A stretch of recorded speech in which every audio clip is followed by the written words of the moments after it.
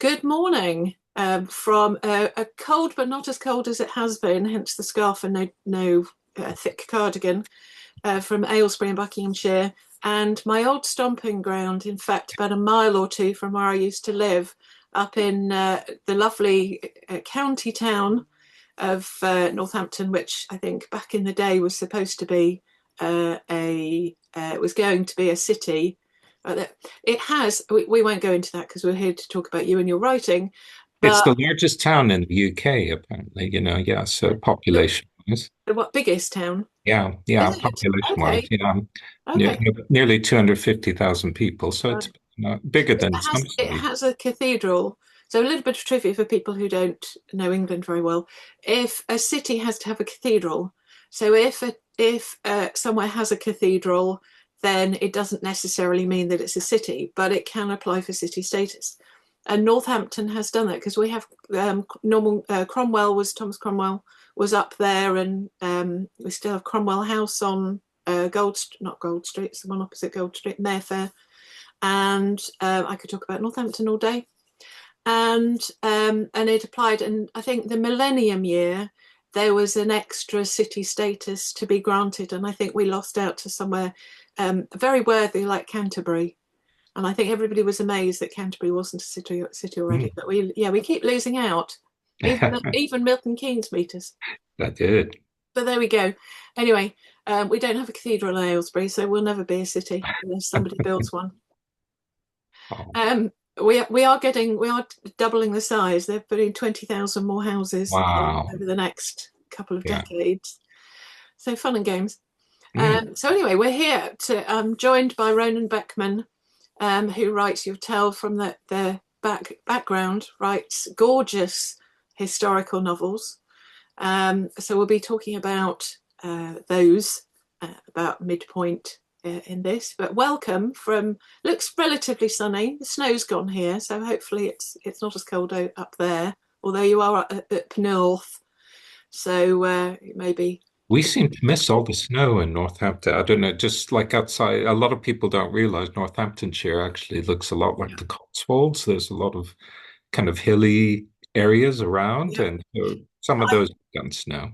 Yeah, I found that there were I can't remember the year, can't even remember the decade. I think it was the 90s or noughties. There was a really a terrible flood, and when I bought my it'd be 90s because I bought my second house in 1991, and second to me, I didn't have two houses.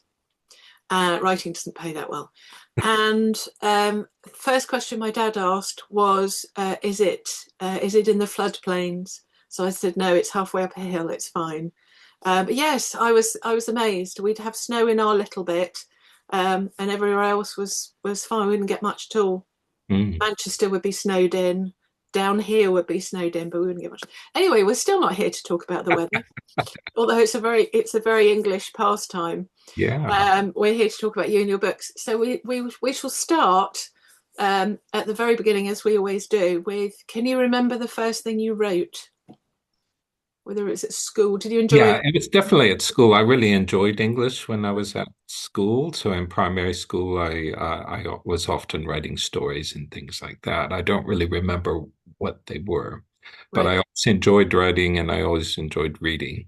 When I was a high school student, I was living in Florida at that time, and I had the most incredible English teacher, really amazing, inspirational man. And he really introduced his students to lots of literature and how to write academically, and things like that, but to really research and look into symbolism in novels and things like that. So he really passed on his enjoyment of reading. And that kind of stuck with me. And it was then in the back burner of my mind for decades. I Yeah, yeah. suppose after It that, was but the it went same with on. me. Well, my best subject at school was English language, Mm. and literature was not far behind it. And we had a brilliant syllabus. I was so lucky. We had Jane Eyre, Moonfleet. Um, I can say the Macbeth in terms of a book. I think you have to say the Scottish play when it's in the theatre. And all the dark stuff. Jane Eyre is very dark. Macbeth's not a joyride, but we did do Midsummer Night's Dream as well, so that was quite fun. But we had a really good syllabus, and our English teacher was lovely. Mrs. Mm. Davies, about the only name I can remember, and she was lovely. And I think school really forms. It does, doesn't it? It forms the rest of your life. Sadly, we had a terrible history teacher. I don't know so much the teacher, but the syllabus. I shouldn't say this to a historian and historical writer, but our syllabus killed my love of history. Yeah, And I I remember I think getting, it does for a yeah, lot of people. yeah, yeah, I remember getting 2% in an exam because we had 50 questions and they were all name the year. And when I listened to Popmaster, so I've just been listening to Popmaster on Greatest Hits Radio, Ken Bruce, the legend that is Ken Bruce. And when it comes to I'm fine with music because it tends to be between the 60s and now. But in quizzes, and we go to a lot of pub quizzes, if there's a what year did this happen? I'll still give it a go, but it reminds me of school and my 2%. So Yeah. I didn't get my, I think it was O levels. It was O levels back then. Didn't get my history O level. Ironically, it's my favorite English teacher's birthday today. He's well Is in it? these. Yeah, I only know because he's Wow. a Facebook friend, and Right. it came up today. And it's Wow. like, oh, so that's Oh, how Mr. Brooks. fantastic. So Yeah. happy birthday, Mr. Brooks. Yeah. Oh. Well, my primary school was in, you may or may not, Chesham Boys between Amersham and Chesham. And it was a convent. So, you know what they say about convent. You may not know what they say about convent girls. Anyway, that's another story. And that's wiped my brain completely. And I remember we had a sister Etna. And so behind her back, we used to call her Mount because there's Oh, a mountain called Mount Etna. Who's yeah. this? This is we foster cats for the RSPCA. So this is Oh, Annie, who's very pretty. yeah. We have one very similar. We have two cats. The Tim brought cats to the marriage. I brought a dog, and one's silver all over, and she knows she's very sweet. I've banished the dog. He's in here sometimes. So when I'm not recording, he's in here. But he does have this habit of wanting to go in, and if the door's shut, come Yeah. out. Go out and come in, and so on and so forth. Easy. Mhm. Anyway, we are recording. We are here to talk about you and your writing. So don't let me get off track because I'm terrible. It's too late now because Oh, we. I enjoy There we it. go. Like a That's chat. this is what they're chats. So this is what it's all about. Anyway, so yes, so school, and then how did you come to? We have spoken before now, so I know this question already. But how did you come to write your first novel?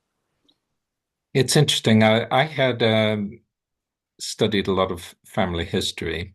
There's reason for it. It's really complex, but I'm adopted myself, so I had no Okay. family history. And my wife had a really easy to follow family history Oh, because she's from four generations of vicars. And so like you open up any kind of reference book and you mm, see reference to them and who they were married to and things. So yeah. whenever I got stuck with my family tree, I would go into hers.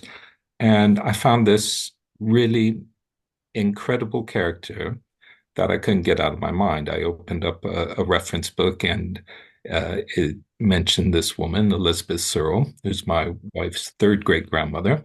Okay. And it said an actress of some repute. And I said, Oh, oh, as okay. as as actresses often were back in the Yeah. day. So I thought, oh, well, I'll be able to find quite a bit about her. And this was early days of internet. And I Mm, couldn't find that much about her. So God. that really intrigued me. And I knew that she was an actress in Covent Garden Theatre. So I thought, oh, okay, I've got some leads to go into. So for many, many years, I was kind of researching her. And then I thought, well, how am I going to put this together? Is it going to be a straightforward biography? Mm, And that's kind of what I had in my head, but I didn't have enough information on her. I happened to see an advert in the Guardian newspaper for a course called Fiction Through Family History. okay. Whoa, that's it. That's what I need. That's what I need to do. So I went on the course, and that was a real revelation. So that was really, really great. They had some amazing people there. I met Christy Laferty, who did uh, The name me- rings a bell. yeah, she Uh, did. I'm trying to think. It's something. of Aleppo, the bookkeeper of Aleppo, I think it Okay. was. Yeah. Okay. Oh, Yeah. beekeeper of Aleppo. That, Yeah. Yeah. that's it. So, Yeah. met her. The course was run by Celia Brayfield, who's an author and Yeah. I've publisher. met her a couple of times. Yeah. Yeah. She does good So, how to yeah. books. Yeah. So, she kind of threw us in the deep end. It was a one-day course and said, okay, get writing and do it. It's like, whoa, okay. And I Yeah. had never considered doing fiction based on the life of a person before. But she gave a quote that's really stuck with me, and that's fiction can go to the places that facts cannot. Yeah. So all those missing gaps and pieces that I have quite a few gaps, but I didn't have any, you know, actual quotes from my main character. And Mm. so I had all these events and things. How can I string them together? And that's where the fiction can come in. So I wound up doing historical fiction, and I decided to do that. Um, I researched. Interesting. Sorry, it's Yeah, interesting you kept her name. yeah, yeah, So yeah. an homage. Yes, Yeah. yeah, yeah, definitely. I think I wanted to bring her story to life because she was an amazing person. When once I started digging into her, I did research into her for, a good 10 years maybe, and this included going to the British Library and looking through the old theater kind of record books and things like that to see, what I could find out about her. Mm. And she's been like a layer of an onion, you peel away and you get more and more. So it's been a constant state of surprises. Yeah. And Have the people that she kind of was around were some of the greatest actors and actresses of their time. And yeah. as you get into the series, because I decided to make it a series, you Mhm. will find out that, she's meeting incredible people like, George the Fourth and things like that. So she's been a never-ending source of delight since then. Have you had any, because you kept the name, obviously it's Mhm. more Googleable than using a fictional name. Has anybody contacted you having read the book and said, well, actually, I've got some more information about her? Have you? No, No. I'm dying to Maybe find out. early days, It- maybe yeah, somebody yeah. will. Yeah, I'm hoping. It, I mean, that's the one thing that amazed me because if she was, and she was quite well known in her time. Uh, mm, she was in the most popular pantomime of the days with one of the first clowns, Joseph okay. Grimaldi. Oh, yeah. She was one of the first women to portray Cinderella on the London stage. So, Wow. she was an understudy, but she did get to be Yeah. Cinderella one day. Yeah. So, Wow. I just thought that's amazing. But then, boom, she was lost to time. She got married and married well, Mm, uh, and then kind of faded away. mm. Yeah. So how But long did it take you to write the first book? a long time. It took 7 years, Wow. and the reason why was I kept gathering information, and that 7 years hasn't gone to waste. It's kind Mm, of compiled into later bits of her life. So the first novel is about her first year in her life okay. as she was starting off as an actress. And so that's dealing with her year at Drury Lane Theatre, which had a lot of ups and downs, a lot of downs. And so there's a real kind of nemesis character in there. So that provides a lot of the spice and that kind of I always think I try to do a good service to the people of the past that I encounter and she encountered. Mm, So um, I had to research all the side characters really well as well too. So I didn't want to make the mistake of making this person this way and somebody come along and say they absolutely weren't. So, for example, one of the ballet directors I kind of found out was a pimp, really. He pimped out a lot of the ballerinas and things like that. It's like, and I encountered, a website of his family, his descendants, and how proud they were because he was a big ballet right. master. Right. Hey, Marco, Little do they, maybe not little do they know. yeah, Little do they yeah. So, but I know. have evidence on all of those. So, it's not without reason. So her chief nemesis, um, had a lot of people backstage saying things about her. So I have Mm. quotes and things like that. So Sarah Siddons, who was one of the greatest actresses of her time, called her a naughty little dancing girl. This character that provides a lot of grief to my main character. So I, and I've enjoyed doing all that research, but thinking of how do I blend this in and put this in and keep true as much as I can to the real history of what had happened in those times. See, the great thing about self-publishing is that if you find out a snippet of information that relates to the era that you're writing about, you can always then add another chapter or tweak it. Yeah. Or if somebody says, well, he wasn't quite like that, Mhm. then you can go in and tweak it. Mhm. And, Now, it's been interesting because we had a close family friend that was a published author, and she had 13 novels, but I could see through the challenges that she had, of dealing with the publisher and dealing with her agent and having to change and do so many rewrites of her novel of kind of, is it really yours at the end of yeah, this time? exactly. Exactly. Well, They slap a different cover on it that she didn't really agree with, but too yeah. bad, There are traditional authors, especially Jojo Moyes, I think was one of them, where she said, "Oh, I've just received the French cover," and I can't remember the specifics, but some will say, "Oh, I'm so relieved because it could have been such and such." Other people say, I think there was an issue with that one. That is why Jojo Moyes sticks in my brain. Um, but other people say it's got a dog on it. There's no dog in the book. Readers are going to expect dog, Yeah. and how many people love dog? Half the pet owners have dogs, and the other half have cats. Some of us have both.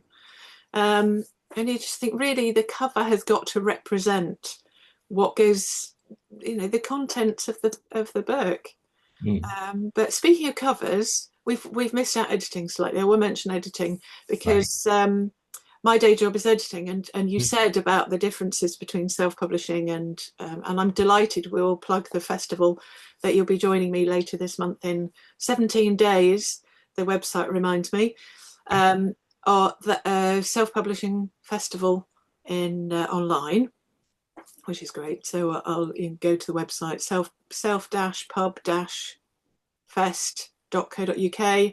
Selfpubfest.co.uk points to it, so it's no problem. And yes, so editing, you were saying the differences between traditional publishing, which I would like to do. I'd like to see my books go in bookshops. yeah. And obviously, being traditionally published, there's no guarantee to it.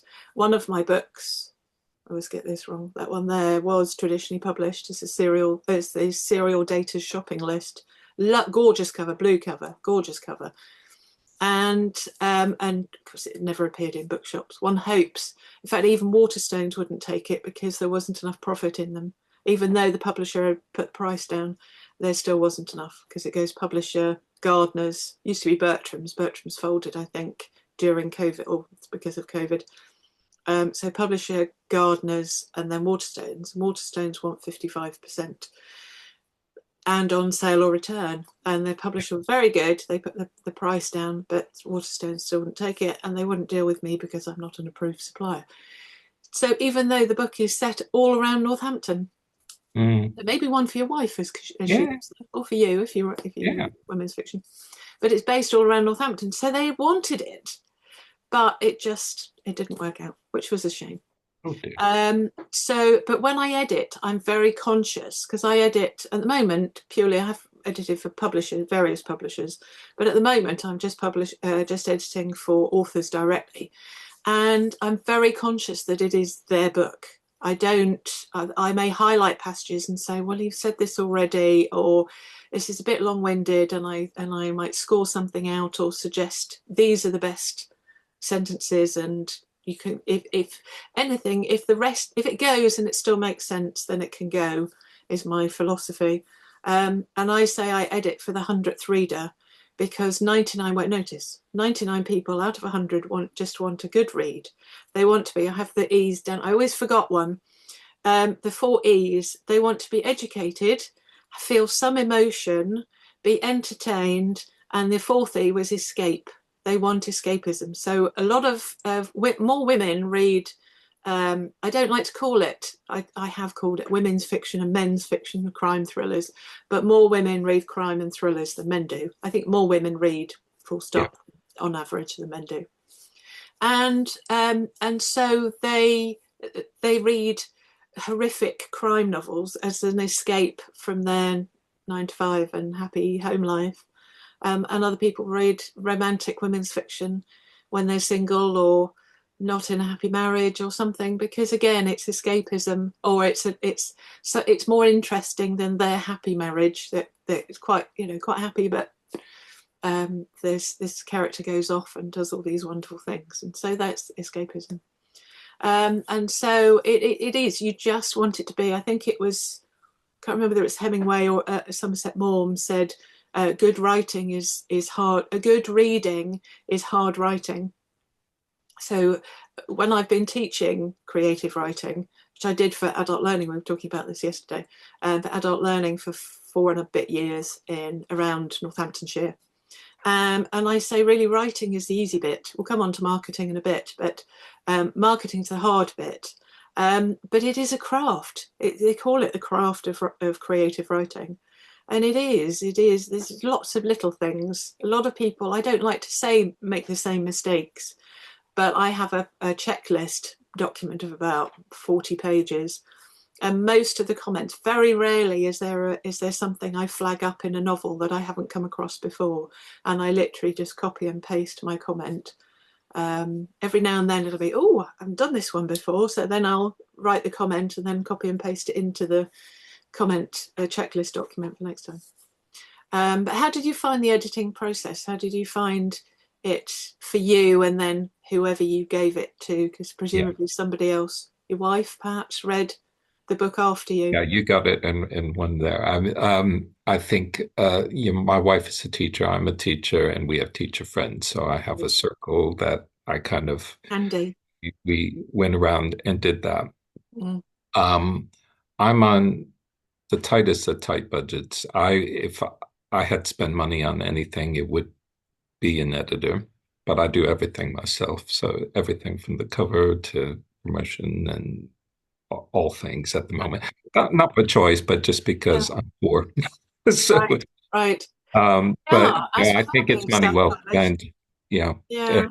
and I think it's important, particularly if you don't have that circle of knowledgeable people that can really point out what mistakes you're making. You said that twice, or that's Right. misspelled.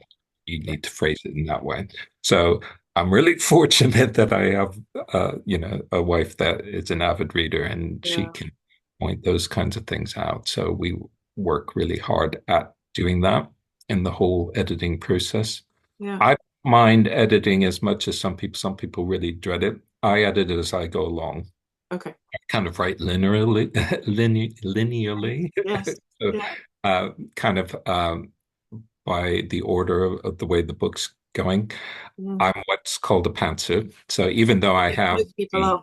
yeah, even though I have the historical details, that's my main thread that kind of Mm. keeps me within uh, where to go. But within that, sometimes I don't even know where the storyline will take me, and I surprise myself, and that's what That's the fun bit, though. it's fun. Yeah. Yeah. I mean, P.D. James was. Anne Cleeves is. They're all pantsers.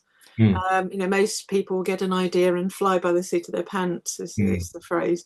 yeah. Um, but there are other authors that she's reminding us of our second half. Um, and there are other authors like Frederick Forsyth who apparently wrote, I think he died recently, wrote 300-page outlines. And then you Wow. think, well, really, you've written the book. Mm, And then if it's plotted, and I get that the likes of the Day of the Jackal or the Jackal and so on are very technically complicated. It must take some of the fun out of, unless the fun for him is creating the it, outline. it could be. We're all different. I mean, I Yeah. when I started off on this, I was looking into a lot of how to write books and follow, a book in 30 days, and they had this formula of outlining. Mm, And I was trying to do that, and it was a misery. And that's what slowed right, me down a lot in the first 7 years. And yeah, then finally, COVID hit, and that provided me the opportunity of I'm sitting at home. I can finish this. I already had 20,000 words, and I just sat down, I plugged through it, I got it done, and I released my book right, kind of the summer of the first COVID wave. So that really worked for me. It kind of ring-fenced the time for me to be able to concentrate on my book and put right, the job aside because it yeah. wasn't going in. So And that now you're retired. now I'm done. Do you have a sort of set, right, I'm going to write for 2 hours today? I'm one of those people that can force myself to write if I'm not in the mood. Sometimes I have to feel it. One thing that I find difficult is writing at home. I get distracted. If I have access to the internet or things to do or to go and get a snack, it's not going to work for me. Right. What I've been doing is I've been driving my daughter to work, dropping her off, and then going to Tim Hortons to Yes. breakfast. Is that And I on, think, yeah, it's not Six Fields, is it? yeah, The other Riverside. end. Yeah, Yeah. yeah. Near the So Virgin. yeah, they do good breakfast. So, Right. anyways, I sit there, and I'm not the only one with the laptop, but it's really nice and Yeah. comfortable, and I Yeah. I don't tap into the Wi-Fi. Wi-Fi.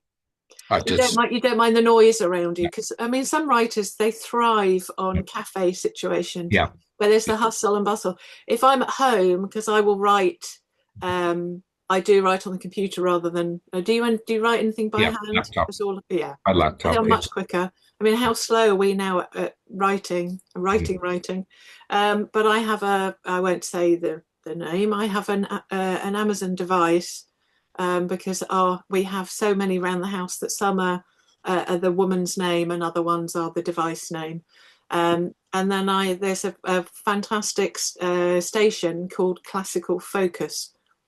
So I tell her, female voice, to play the station Classical Focus. And then there's no opera, there's no DJ, there's no words. It's all literally just instrumental classical. Mm, And I have that, but I like to have some kind of yeah, noise. yeah, So I have Classical Focus. yeah. So we haven't talked about covers. Yes, Have you yeah, got your books? I see them on I the do. back there. You Yeah. have your books. So You see them I have in order, one, right? Actress of Repute. Number two Yeah. is Like Quicksilver.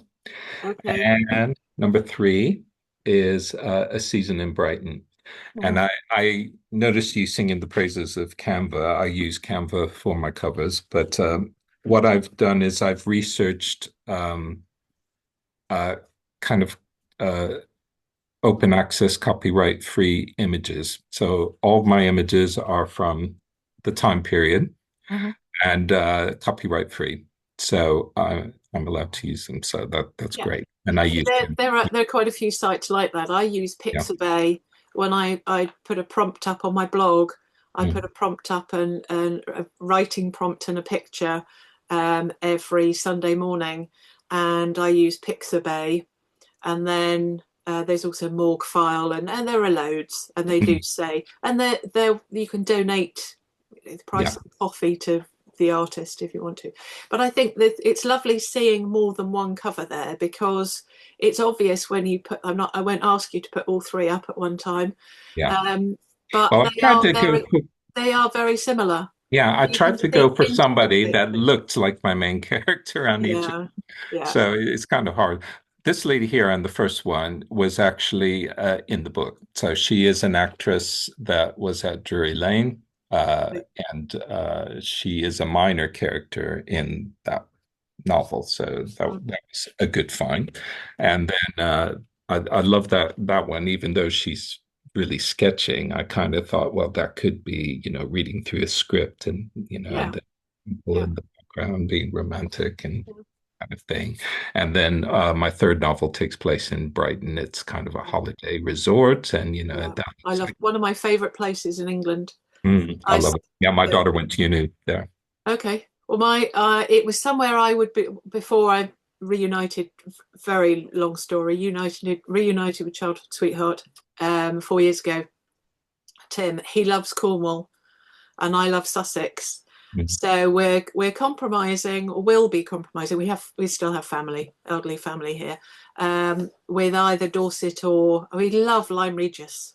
Mm. Lyme Regis, all the surrounding villages there, but they're so expensive. And they Yeah. have a crime festival called Crime Lyme, and we'd love Tim's an avid. He's not a writer, although he has written some things. And I keep saying, have a go. I buy him notebooks, and they sit on a shelf. I always thought the villages around Lyme Regis would make the names would make great characters for Yeah.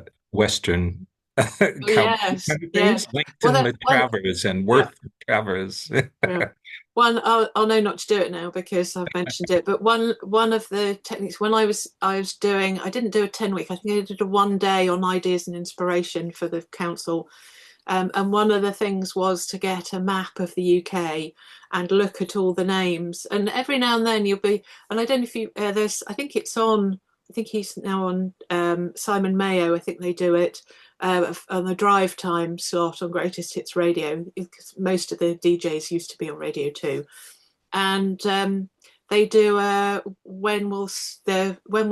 sunset, guess the name, and you have things like Upper Bottom Yeah. in Sussex, or they just say the town names, Upper Bottom and Pie Hole and things like Little snoring and semi-suggestive names, yeah. real names in the UK, and then Simon Mayo has to guess which is going to be I think the longest day. So and some sound Cornish, some sound Welsh, some sound Scottish. So he has to kind of guess because I think Scotland sunset last, I think, and so it's just a bit of fun. But some of the names they pick are hilarious. So yeah. So marketing, we'll talk about marketing because that's the I what on my list. I have I've never had to. I think I've only ever asked it once because it didn't come up in conversation. The best and worst thing about writing. Usually, the best is I'll let you say it. Yeah. Which is your favourite aspect of writing, of the Oh, writing life? the writing life, the writing life. I'm still it's kind of pinching myself and think, holding the book and thinking, I Yeah, wrote that, and I yeah, think, that's an incredible feeling. And for me, because it was such a goal to get this in print for so long. I think one of the things I know some authors kind of complain about the cost of kind of sending their books to the British Library for, to be registered and things oh, because it's a legal requirement. I think it's a big honor. I thought, wow, my books, it's stored along with 4 million others, but yeah, but yeah. I think that that's there for posterity. If someday, I'm not popular now, but maybe, in 150 years' time, somebody will pick up my series and really enjoy it. I think the fact that you're historical, you've got that much longer time period of interest. Mm, Whereas if something's written, mine are all contemporary, yeah. so they're written in the 2000s, in this era, and so I think there's a shallower appeal for contemporary. Probably being harsh to contemporary books. There may be Um, someday where people but are looking to yours for, research. well, What thing did is, 2000 were like? I think I wrote the first one in 2018, 2016, something like that. And so in now we call historical. Now we're 2026. 1975 is now classed as a historical book, I'm living which history. to us is like yesterday, Yeah. almost. Well, our writer friend that we had, she used to keep diaries all through the 60s and things, and she used them in her historical novels then to kind of remember what was life like, all those kind of details we kind of forget. It's so easy now to just go on to Google and it's like Google's quite recent, actually. And what did you do in those days before, when you had to fire up the computer and get the floppy disks out? And sometimes, and even before that, I remember if you didn't know something, what did you do? You You just, wrote it all down, went to the library, went upstairs. There's a lovely, lovely reference library well, I think it was a former cinema in Northampton, and you go upstairs to the reference yeah, room and you sit for 2 or 3 hours. And I think back in the day, you weren't even allowed to take food or drinks. So you had to go out down to Woolworths and buy a drink and then drink it on the way back and then go back upstairs and carry on.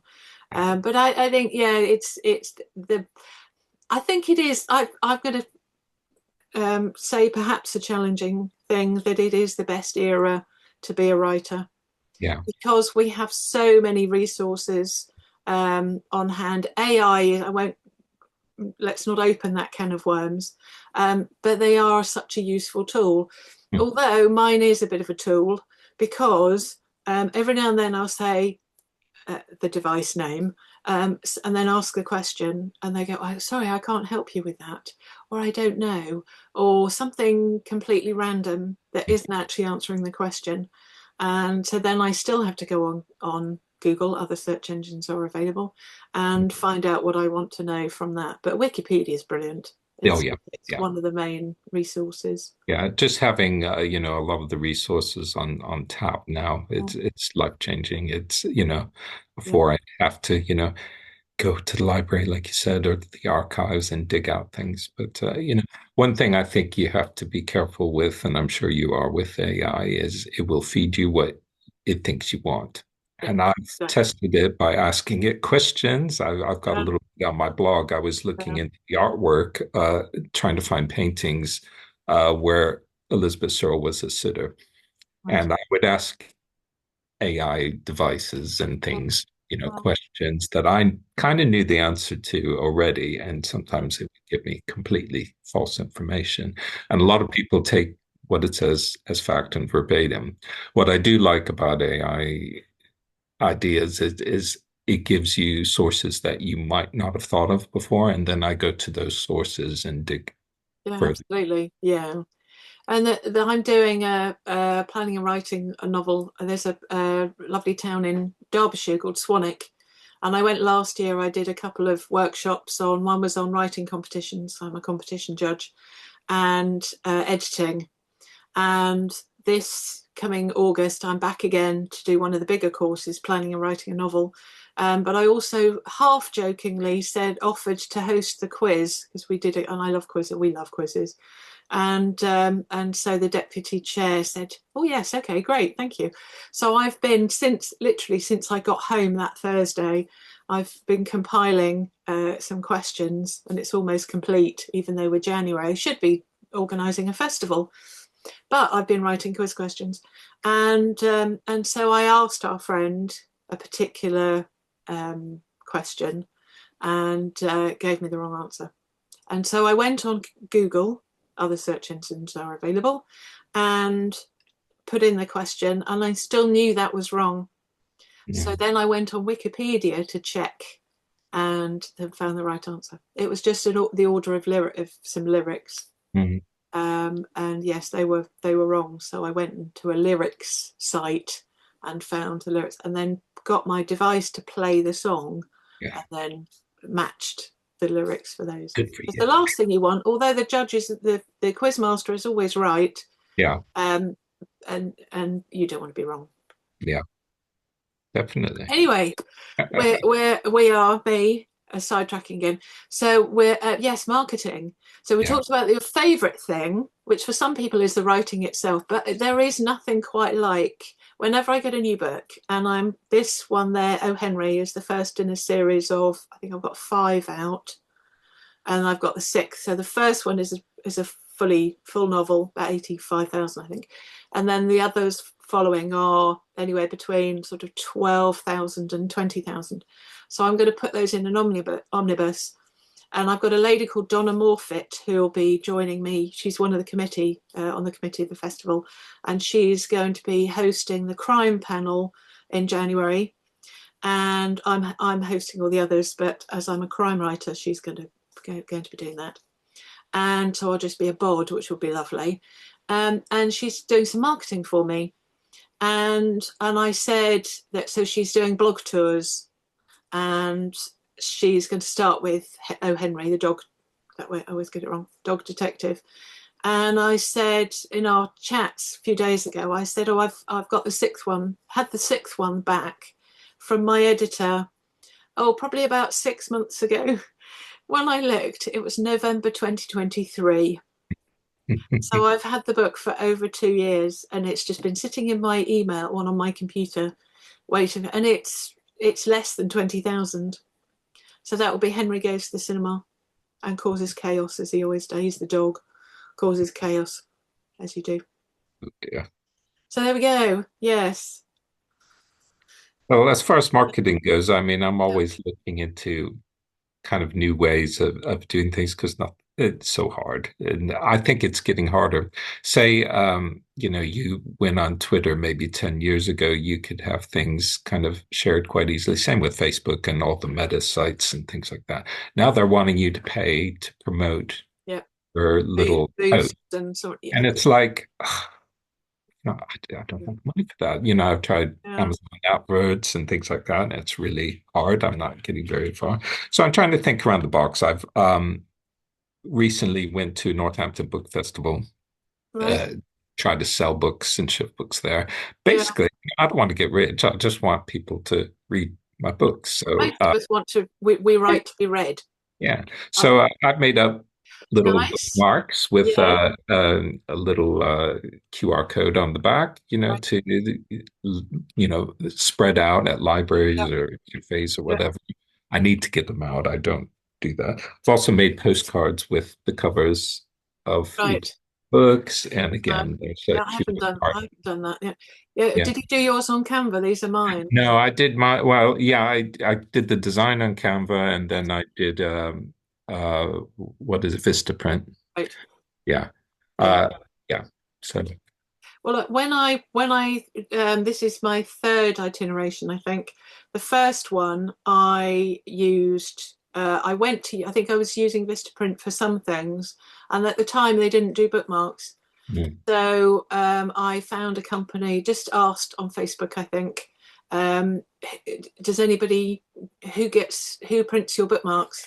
And somebody pointed me to, I think they're a UK company, Instant Print, mm. and so I've stuck with them, and I've just had a banner. I was doing some Christmas All fairs right. tail end of last year, and so I've got one of those. Luckily, I'm tall. I'm just under 6 foot. Well, I thought I was just under 6 foot. Turns out I'm 5'8 3/4. But anyway, I shrunk a bit, and so. But I have this friend Donna who does marketing for me. She's a crime writer, and she does interviews and reviews and so on and so forth. And she's about. Sorry, Donna, if you're watching this. I think she's about 5'2", something like that, petite. And she said she has to get. She went to Instant Print as well and got one of these banners for 50 something pounds. And because we did Milton Keynes book fair together last Mm, year. I think it mm. was October, November time. Yeah. And It was the same day as the Northampton one, which oh, was it? yeah. Okay, that's not very well planned then. No.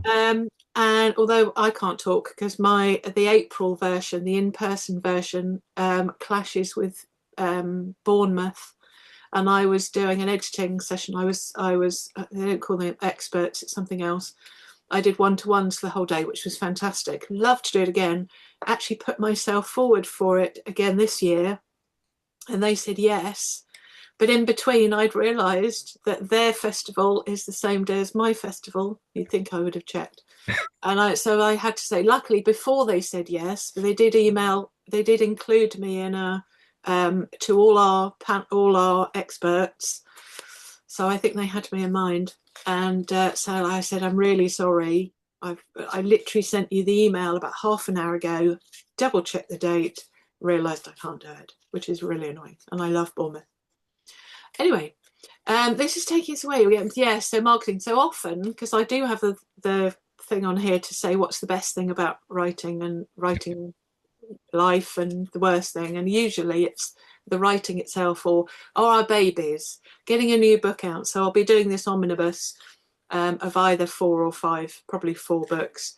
And then that will be my new baby. Plus, also, I've got some 2026 diaries, one of which I've got here. These, they're Sunday for America, although I sell more in the UK. They're Sunday to, because normally in the UK, Yeah. it's Monday to Sunday. Yeah. And America and the WI and Mothers Union and so on work Sunday to Saturday.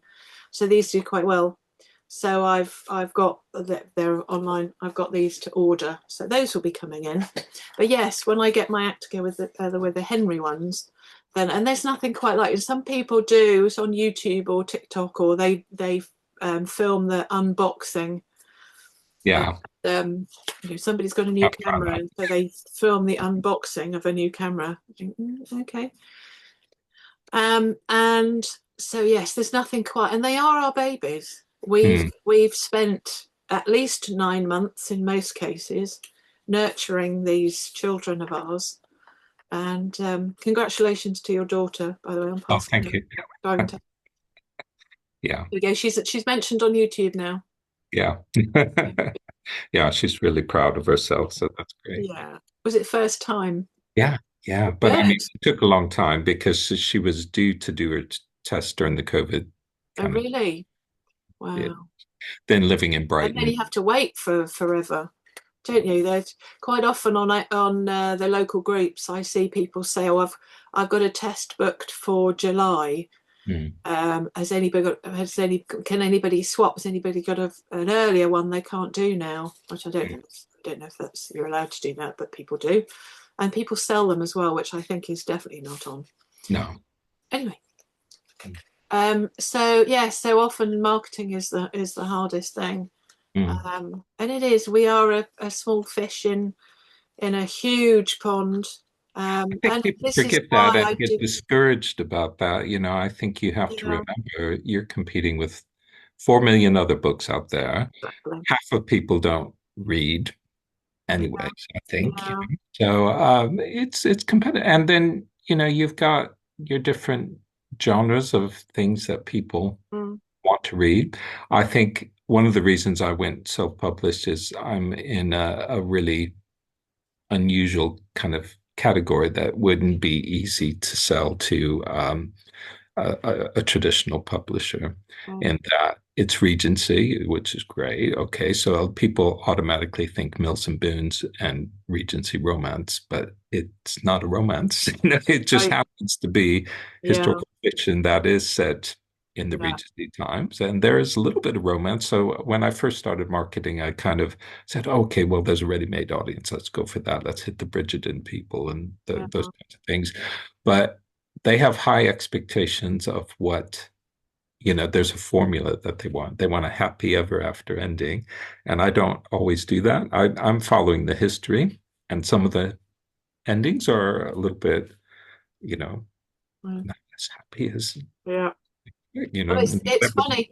It's funny that you use Mills and Boon and formula in the same breath almost, because that it is. A lot of people think that thought that Mills and Boon was an easy way into writing, and there was a documentary celebrating their 100th birthdays a few years ago, and they I think it was Stella Duffy, where they'd asked her to if she'd write a Mills and Boon, so she researched and she had a go, and I can't remember which way. I think in the film it says that they didn't accept it. In the documentary, I think it said that it wasn't quite what they were looking for. But I think having spoken to, I'd met Stella a couple of times at festivals, and I probably shouldn't say this on air, but sorry, Mills and Boon. But I think, but we all know that these reality TV shows aren't a bit scripted up to a point. That I think they did like it, but she didn't want to write for them, so Mhm. it didn't happen. Yeah, But it has to be fight, because I got there.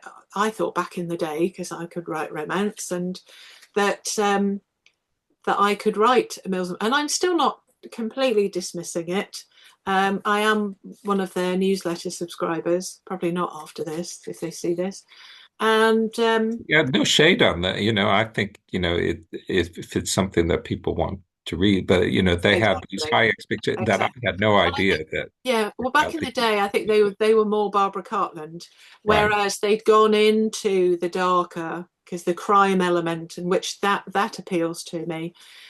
So I got their guidelines, Mhm. and it's got to be 50,000 words, 500 words either side. So between 49,500 and 50,500. Right. The pay is terrible. Mhm. I think it's in the hundreds. Right. I don't know whether you get anything thereafter, but I Mhm. don't. I mean, it may have changed. Sorry, Mills and Boone. It may have changed since then. I'm not sure. But when I was looking at it, the rate of pay wasn't great. And there is a formula. You have to get them by this point. You have to do this, and there has to be a love, at least a kiss every this, and then by the halfway, this has to happen, and then, and so. But if you're a Mills and Boone reader, then absolutely, it's Mhm. you know what to expect, and that's the thing. It's Regency romance authors know what to expect, and the last thing you want is for there to be a review for you to advertise it as a Yeah. Regency romance, as another Bridgerton. If you like Bridgerton, you'll like this. And then have reviews saying a 1-star review saying it's nothing like Bridgerton. Yeah. There was romance on one page. Yeah. Yeah. Then but it's So, interesting. I mean, yeah. you mentioned Amazon advertising, because I do Amazon, although I've let it lapse for Mm. the last few months. But I think the encouraging thing about Amazon advertising is that it's pay per click. Yeah. So on Facebook ads, I tried that as well for a while, spent a small fortune, because they charge you per advert. Yeah. But the advantage with Facebook ads is that it's a post, and then people comment, like and comment. So then you can see who's seen it. Mm. Whereas on Amazon ads, you don't know who's seen it, but you know which page they've been on to Yeah. see it, and that they've clicked on it. Mm. And I know I've sold a copy of O. Henry to a chap who was looking at a lawnmower instruction manual. But needless to say, I'm not using Impulse lawnmower buy. instruction manual as a keyword Right. in my advertising. And that's the thing, you've got to really balance it as to whether anybody else is going to be looking at that page to Mm. buy that book. Mm. I mean, why Yeah. why mine turned up? There must be a rogue keyword in there for it to Yeah. appear on a lawnmower instruction manual. But there we go. So So what it's what do you do when you're not writing? when I'm not writing, I like to travel and do a lot of kind of family history research still. It's never ending. So Do you that go keeps back home to the States? occasionally, less so now. Maybe once every 2 or 3 years.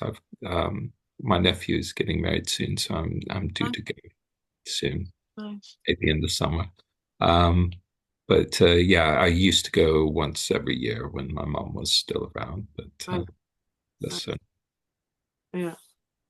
And I is book like four is book four in the making? Have yeah, yeah. gone So I'm along? 20,000 words in the fourth book. Okay. I've envisaged this as a series of six. Mhm. So I'm trying to stick to that, which and I want to get it complete.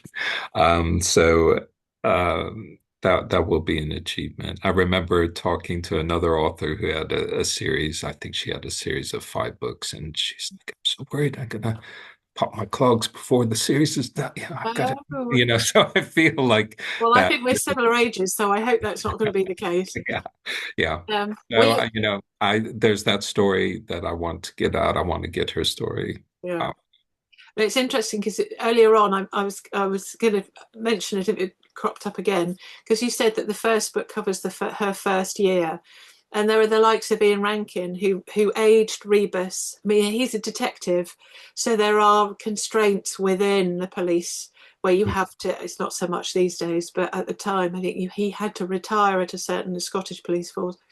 He had to retire at a certain age, and then. But Ian Rankin hadn't anticipated writing so many books about him. Mm, So I wondered when you said that the first book was her first year, whether you would get to a point where you can't write anymore because that's it.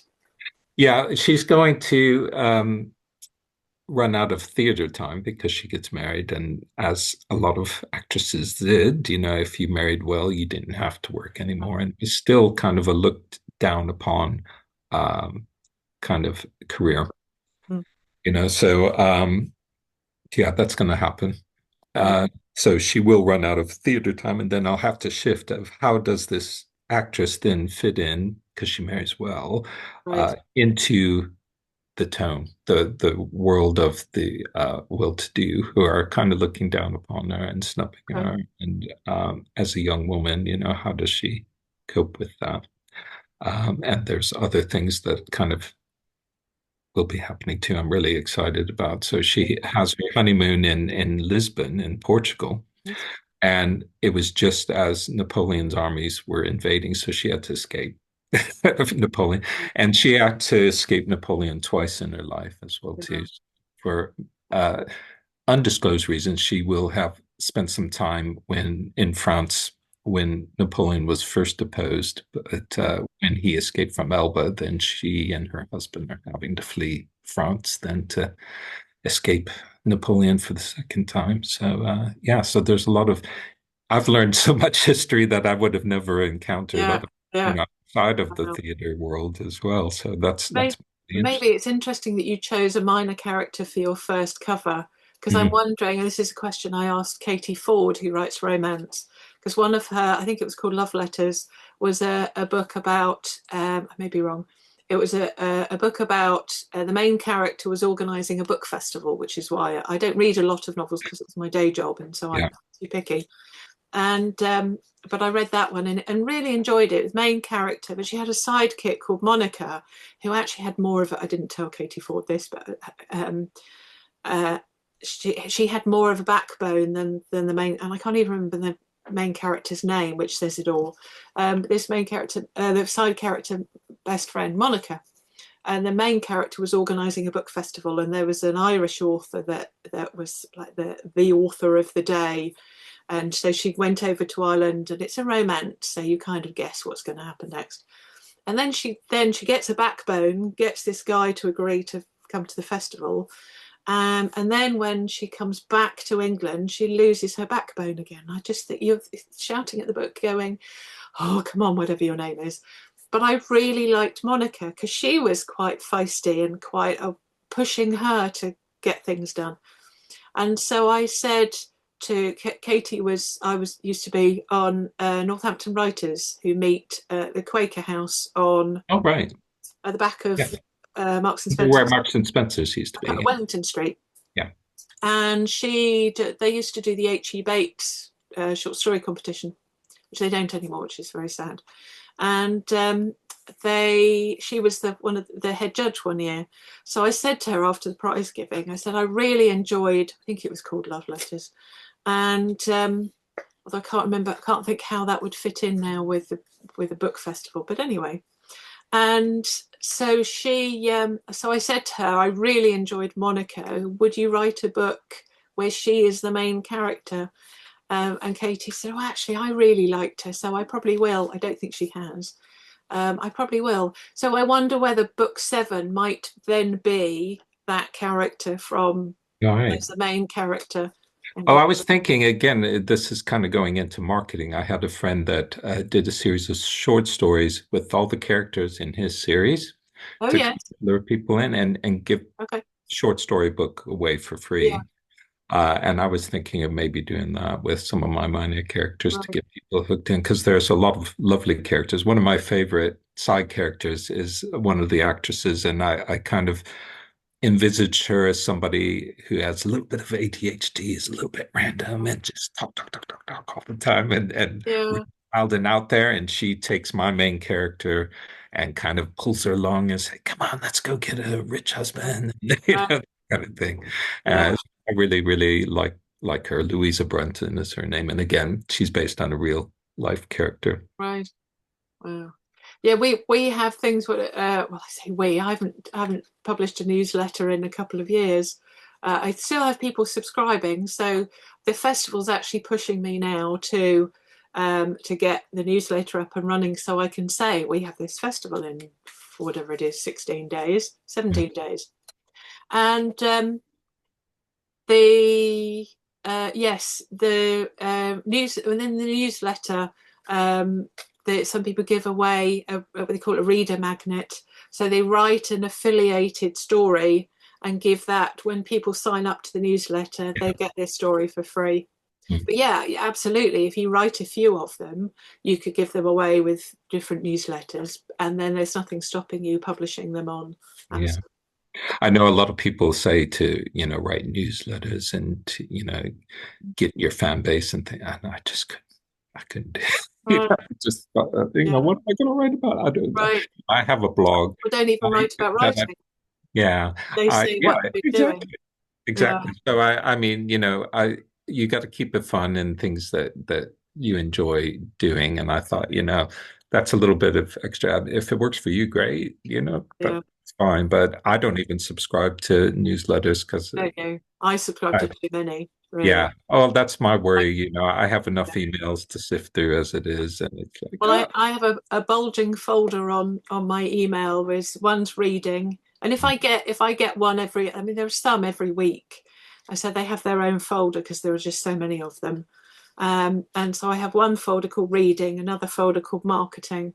And at some point, I shall sit down and go through them and get some tips yeah, from that. But it is a way of, and I think the main thing is that it's the whole thing about coming back to sticking with marketing is that hello he's is that it's all about because Facebook is full of all. I'm in about five. I did mention this yesterday. I'm going to have a look because I've got the list here of how many Facebook groups I'm in. To P is 550 something. 652 Facebook writing related Facebook groups. And so now I'm touting the festival to them all. One, I think 3 an hour. Otherwise, I get booted out for 24 hours, and I can't afford that with 17 days to go. But really, it's not. Please go and buy my book. You can say yes. You can say I've got a new book out. I'd love it if you took a look. But so many people say, "Oh, please go and buy my yeah, book." And things like this is why I do things like this, and the festival is it's about getting to know the author, and mm, this is where newsletters are a great idea yeah, because you are directly, and also you get then their email address. Whereas on Facebook, unless they leave a comment, you're never going to know who sees things, and Amazon ads, you're never going to know who the people are unless they leave a review. So there you go. yeah. It's hard. Yes. Anyway, so I shall be seeing you in 17 days Yeah, on yeah. the I'm looking historical forward to it. panel, which Yeah. will be fun. Hmm. So I'm going to have, as you can tell, I'm going to struggle because we've gone over. We've gone an hour and 3 minutes, Right. so which is absolutely fine. And I've got one of my mentoring clients turning up at 12:30 to where he's at the agent stage with his second book. First book's up there actually. Oh, You can wow. see the Black Spine. Yeah. That's his first book. So I've helped him write his second book, and he's just about to start his third. So we're doing the agent. So he comes over for an hour because he's not very technology minded. So I do a bit of research, find out who, because I've got a list of all the agents. So I look to see who's currently open and most suitable person, and then we sit side by side. So I do all the preparing, attach the right files depending on what they're after, and then he hits send. And so he's actually said it's very satisfying. Hit send. So there we go. So that's 12:30. Anyway, it's been a pleasure. Thank you, We'll Morgan. speak again Mm, at midday yeah. on the 25th of Yes. January, 17 Good. days. So this will go up today. Mm, So it'll still be 17 days by the time this goes up. brilliant. All I'm looking right. forward to it. See Okay. you then. All right. Thank you. Yeah. See you Bye. soon. Bye.